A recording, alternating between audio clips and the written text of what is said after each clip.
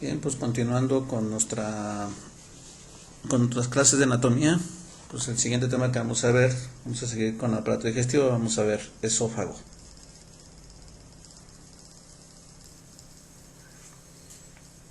Bien, lo primero que les he dejado siempre es pues, definir qué es el esófago.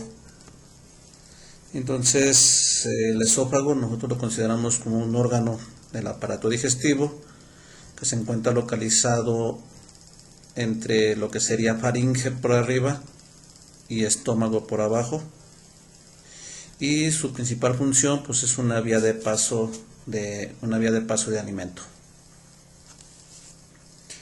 Lo siguiente sería checar localización exacta.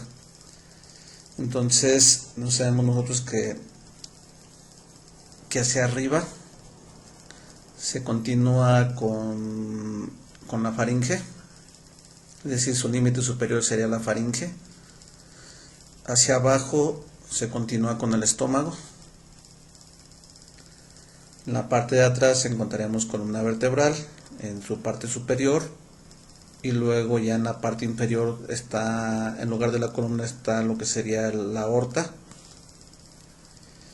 Y hacia adelante principalmente estaríamos hablando se relaciona con tráquea, que va pegado a la tráquea directamente. Posteriormente aquí iría el corazón, y ya una vez que entra al abdomen estaría el hígado. Aquí lo vemos un poquito con más detalle. Aquí es una vista lateral donde se ve lo que era la faringe.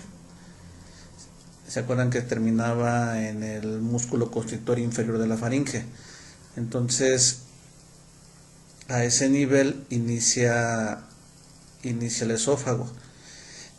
Como es un órgano que va en medio y pegado a la columna, pues entonces normalmente tenemos que especificar cuáles son las vértebras que corresponden al esófago. Normalmente empieza en C6 y puede terminar ya sea alrededor de T11 en promedio. Entonces es un órgano que va de C6 a torácica 11. Entonces les comentaba que atrás está columna vertebral, adelante está la tráquea en un inicio, y posteriormente el corazón. Después se mete en el orificio del esófago a nivel del diafragma, y a este nivel encontramos el hígado. Y en la parte de atrás está en un inicio la columna cervical y parte de la columna torácica, y posteriormente se mete la aorta. Entonces ya no está directamente en relación con la columna, sino en relación directamente con la aorta. Y esas serían sus principales, digamos que su principal localización o relaciones importantes. De dimensiones van a variar, ya saben los prototipos, pero bueno, un promedio está oscilando alrededor de 30 centímetros de longitud, ¿sí? Unos 30 centímetros de longitud, y tiene un diámetro también variable entre 1.5 a 2 centímetros. Por ahí una de las preguntas les dejé las porciones del esófago. Eso de las porciones, como es un órgano bastante largo, entonces inicia desde el cuello. Entonces tenemos una porción cervical que corresponde pues propiamente con la porción cervical de la tráquea, y más o menos un aproximado de 5 centímetros cervicales.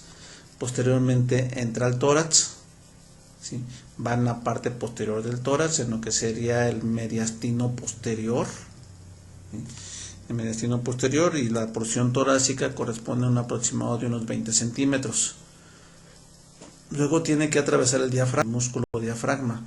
Hay un orificio en el diafragma que se llama hiato o orificio esofágico, porque atraviesa el esófago directamente, y pues ahí más o menos es 1 centímetro. Y ya una vez que entra al abdomen, pues es un aproximado de 3 centímetros de esófago antes de llegar al estómago. Entonces vean cómo en esta porción torácica, en un inicio con tráquea y posteriormente con corazón.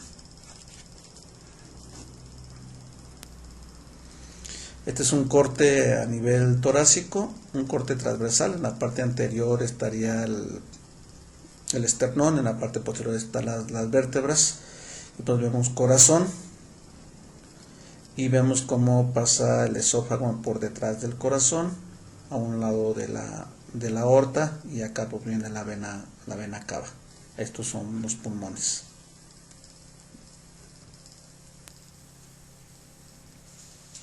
En esta imagen vemos, es una vista posterior, ¿sí? Estamos viendo acá la lengua, luego vemos la laringe y esta porción de aquí, que es el órgano que acabamos de ver, que propiamente era la faringe. ¿Se acuerdan que lo vimos en el curso, en la clase pasada? Aquí a este nivel pues inicia propiamente el esófago, y aquí pues nos esquematizan, que por ahí les dejé también unas partes que son la constitución anatómica o las capas. La mayoría de los libros dicen que son 3 capas, algunos libros dicen que son 4 capas.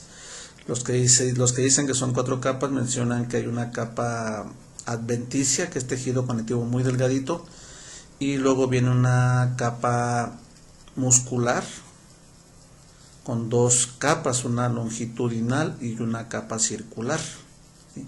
Posteriormente viene una capa submucosa y adentro pues viene una capa mucosa, ¿sí? Entonces aquí estamos viendo pues el inicio del esófago. Bueno, en esta imagen se ve lo que sería parte de la faringe, con su músculo constrictor inferior de la faringe.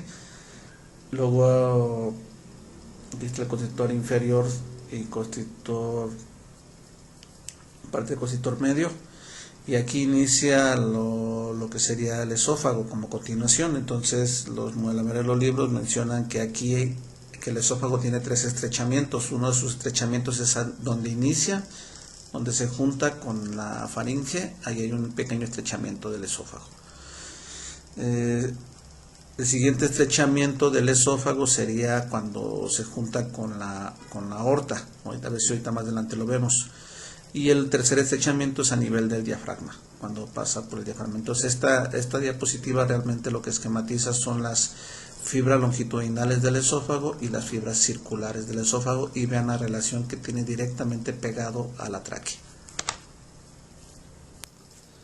La misma imagen en donde se intenta separar la tráquea del esófago. ¿Se acuerdan que cuando vimos tráquea, la parte posterior de los cartílagos costales, los cartílagos de la tráquea eran en forma de C y estaban cerrados atrás por fibras musculares propias de la tráquea? Pues bueno, pues ahí se le pegan propiamente el esófago directamente a la tráquea. De hecho, hay veces que hay malformación congénita en donde hay una comunicación entre tráquea y esófago.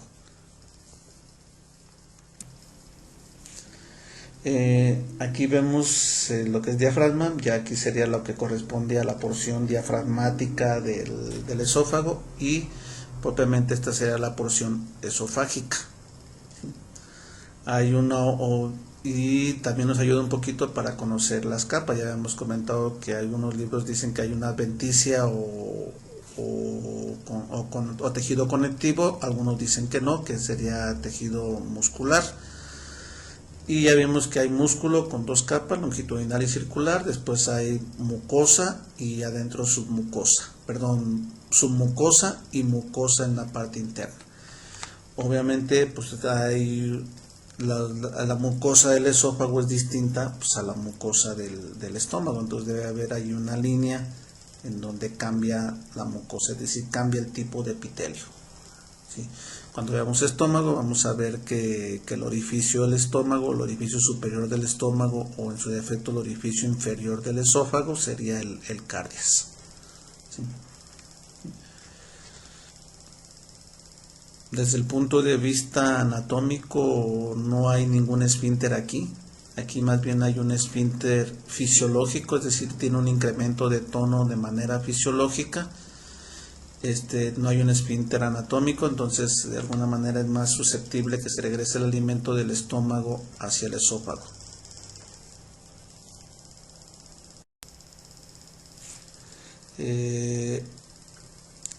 Aquí checamos un poco lo que son las arterias, nos ayuda para verificar arterias. Como el esófago es muy largo, entonces tenemos arterias que vienen de diferentes lugares. Entonces tenemos arterias que vienen de acá de la subclavia. ¿Se acuerdan cuando vimos arteria subclavia? Esta arteria subclavia le da ramos a través de la arteria tiroidea inferior a la parte cervical del esófago.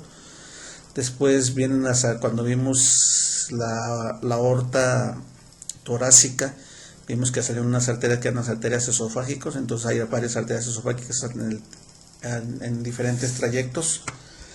También vimos que salían las arterias intercostales, entonces también las arterias intercostales llegan a dar ramos al esófago.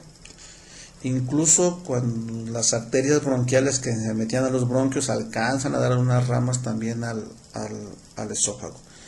Y cuando llegan al estómago, pues la arteria que va al estómago, es decir, la arteria gástrica, también le da unas ramas al esófago. Les había comentado un poquito que el esófago no es completamente, tiene algunos estrechamientos y algunas dilataciones. Entonces los estrechamientos es un estrechamiento superior que se junta ahí con la faringe, un estrechamiento en medio cuando se pega aquí la aorta, y un estrechamiento inferior cuando pasa por el diafragma. ¿Sí?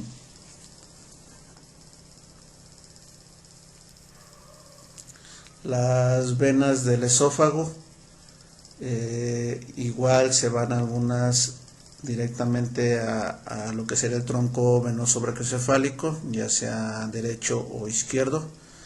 Otras venas van a desembocar a una vena que se llama la vena ácigos, que es esta que está aquí, y que posteriormente esta llega directamente a la vena cava superior. Y del otro lado hay una vena hemiácigos que también desemboca al tronco venoso brachiocefálico y finalmente a la vena cava superior. Pero lo interesante aquí es que la parte inferior del esófago, sus venas de la parte inferior del esófago desembocan directamente a una vena del abdomen, una vena que se llama la vena porta. ¿Sí? Esa vena porta trae sangre, se forma de tres venas, de una vena que se llama vena mesentérica superior, otra vena que se llama vena mesentérica inferior, que vienen del intestino, tanto del intestino del lado derecho como del lado izquierdo, y otra vena que viene del vaso, del esplenio, la vena esplénica. Entonces la vena esplénica, la vena mesentérica inferior y la vena mesentérica superior van a formar una vena que se llama vena porta, y esta vena porta va a llegar al hígado, ¿sí? A desintoxicar, digamos, toda la sangre que viene de los intestinos llegan al hígado. Entonces, ¿a qué voy? Los vasos del esófago en su parte inferior van a desembocar a la vena porta. ¿Qué importancia tiene eso? Bueno, pues cuando de repente el hígado se enferma, alguien padece alguna cirrosis y ya no puede circular la sangre hacia el hígado, pues esta sangre se empieza a estancar y se empiezan a dilatar las venas. Entonces provocan unas dilataciones en el esófago que se llaman varices esofágicas, que posteriormente a veces se pueden reventar, y entonces el paciente puede sangrar, puede vomitar sangre porque se hayan reventado las varices esofágicas como consecuencia de un problema del hígado.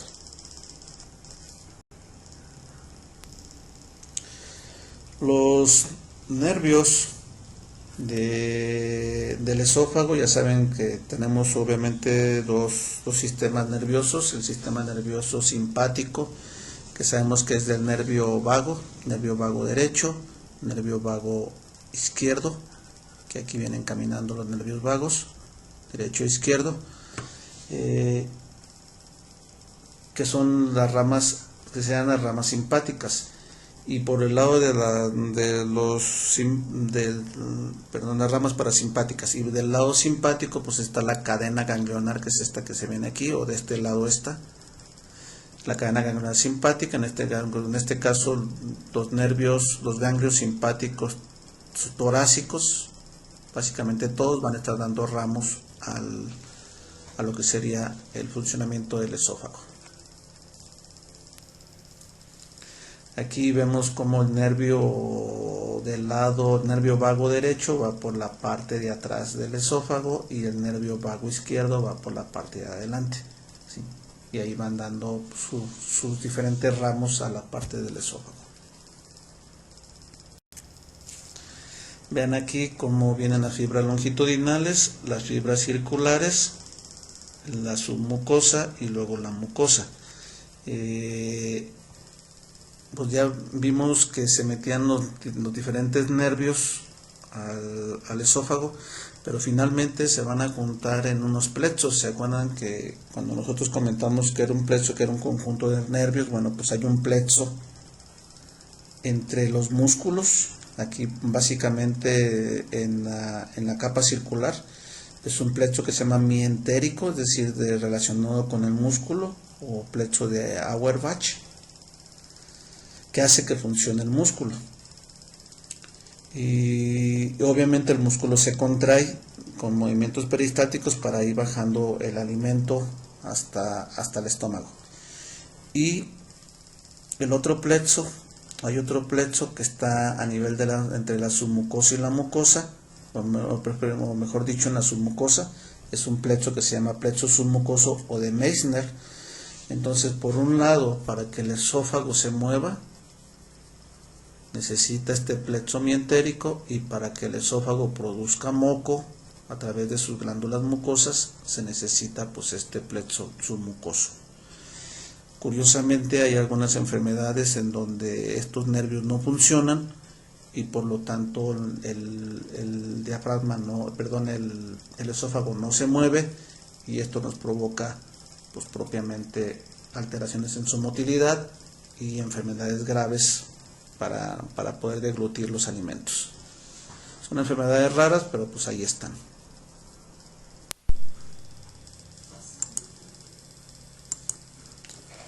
Bien, en esta diapositiva estamos viendo el sistema linfático,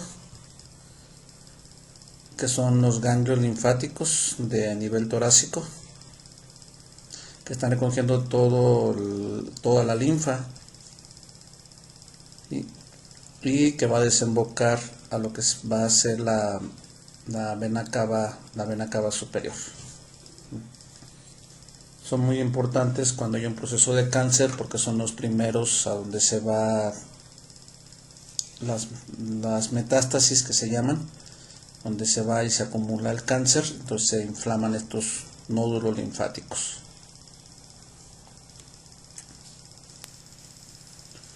Y bueno, pues con esto damos por terminado nuestra clase. Bueno, sin antes comentarle, un recordatorio de funciones. Ya sabemos que el esófago es una vía de paso de alimento. Tiene que tener movimientos peristálticos para que pase el alimento desde la faringe hasta el estómago. Y tiene que llevar moco para que vaya llevándose el paso de este alimento. Se puede tener enfermedades, sí, las clásicas: inflamación, es decir, esofagitis. Puede tener úlceras esofágicas. Puede haber cáncer gástrico, o cuando a veces enfermedades raras, cuando el esófago no se logra mover, llega a haber una enfermedad que se llama acalasia, por la falta de motilidad del esófago.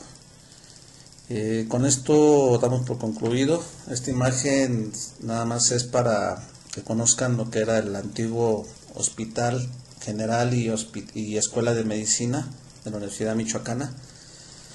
Se fundó por 1901 y posteriormente lo tiraron alrededor de 1950. Estaba en lo que era la calle principal, lo que es ahora la avenida Madero, en donde estaba el Seguro Social de la avenida Madero. La parte de arriba correspondía a lo que era la Facultad de Medicina, y la parte de abajo propiamente era el hospital. Bien, pues a trabajar con sus manuales, con sus tareas. corrijan sus preguntas y nos vemos en la próxima clase.